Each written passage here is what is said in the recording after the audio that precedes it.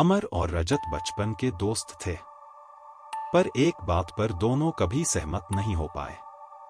रजत मानता था कि इस दुनिया में सब कुछ दिखता नहीं है, कुछ चीजें महसूस की जाती हैं। भूत, प्रेत, आत्माएं, अजीब घटनाएं। उसके लिए ये सब कहानियां नहीं, सच्चाई थी। अमर हंस देता था। उसके लिए डर बस दिमाग का वहम था, और भूत सिर्फ डराने के लिए गढ़ी गई कहानियां। एक रात मजाक मजाक में रजत ने उसे चुनौती दी थी।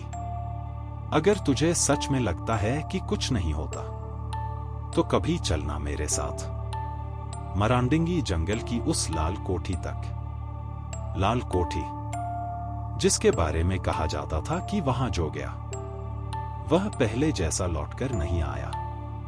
अमर ने उस रात हंसते हुए बात डाल दी। वक्त बीत गया, जिंदगी अपनी रफ्तार से चलती रही। फिर एक दिन अमर को एक चिट्ठी मिली। कागज पुराना था, स्याही धुंधली, और लिखावट रजत की थी। चिट्ठी में लिखा था कि रजत को मरांडिंगी जंगल के पास एक फॉरेस्ट सर्वे का असाइनमेंट मिला है। काम कुछ ही दिनों का था, पर वह लौट नहीं पा रहा। उसने लिखा था, यहां सब कुछ वैसा नहीं है जैसा दिखता है। कुछ है जो मुझे जाने नहीं दे रहा। अगर यह चिट्ठी तुझे मिले तो सच जानने जरूर आना। अमर को गुस्सा आया। उसे लगा यह रजत का कोई नया मजाक है। पर चिट्ठी के आखिरी शब्द हाथ कांपने पर मजबूर कर गए। अगर मैं वापस न आ सका तो लाल कोठी ही जवाब है। उसी रात अमर ने फैसला किया, वह सच जानकर रहेगा। कुछ दिनों बाद वह एक छोटे से स्टेशन पर उतरा। स्टेशन पर अजीब सा सन्नाटा था। ना कोई चाय वाला, ना भीड़, सिर्फ एक पुराना लैंप जिसकी रोशनी कांप रही थी। वहीं खड़ा था एक बूढ़ा रेलवे गार्ड। उसकी आंखें अमर को देखते ही ठहर गईं, जैसे वह जानता हो कि यह लड़का यहां क्यों आया है। अमर ने मरांडिंगी जंगल का नाम लिया।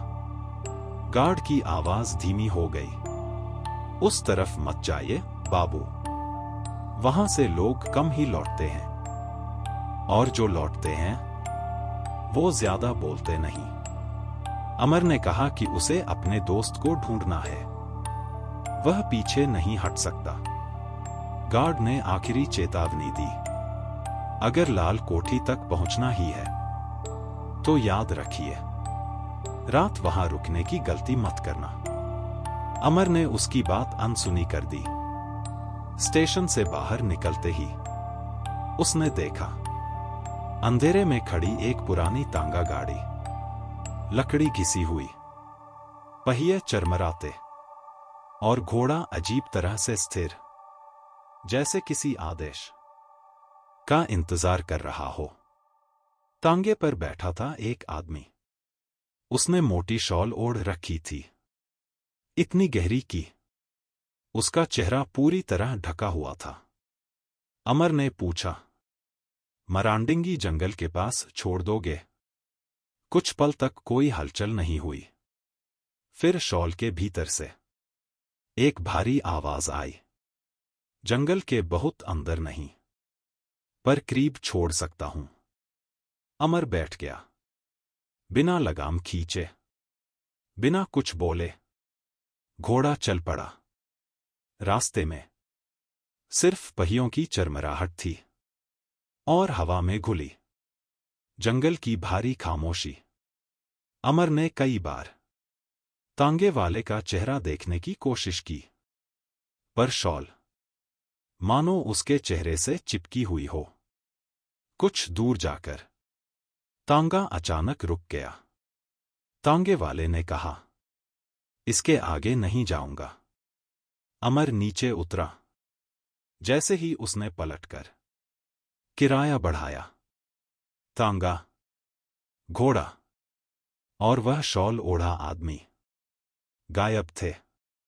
मिट्टी पर सिर्फ घोड़े के खुरों के निशान थे, जो कुछ कदम बाद अचानक खत्म हो जाते थे।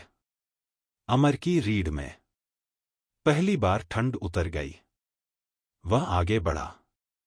मरांडिंगी जंगल के भीतर, पेड़ों के बीच, हवा भारी हो चली थी। कभी लगता कोई उसके पीछे है, पर मुड़ने पर सिर्फ सन्नाटा। घंटों बाद लाल कोठी पेड़ों के बीच उभर आई। ने अंदर कदम रखा तो ऊपर से रजत की आवाज आई, तू आ गया। मुझे पता था। सीढ़ियां चढ़ते हुए हर कदम के साथ हवा और ठंडी होती गई। ऊपर एक कमरा था।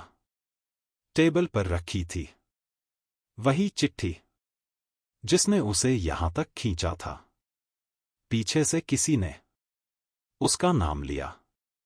अमर मुड़ा। सामने रजत खड़ा था, पर वैसा नहीं जैसा उसे याद था। आंखें खाली, आवाज में जान नहीं। रजत बोला, मैं यहां से जा नहीं सकता। जो लाल कोठी का सच देख लेता है, वह यहीं रह जाता है। अमर पीछे हटा। अब उसके पास कोई तर्क नहीं था। रजत ने आखिरी बात कही, अब तू भी जान गया है। अब देखना कौन तुझे जाने देता है। आज भी मरांडिंगी जंगल के पास से गुजरने वाले कहते हैं, रात के सन्नाटे में दो आवाजें आज भी बहस करती हैं।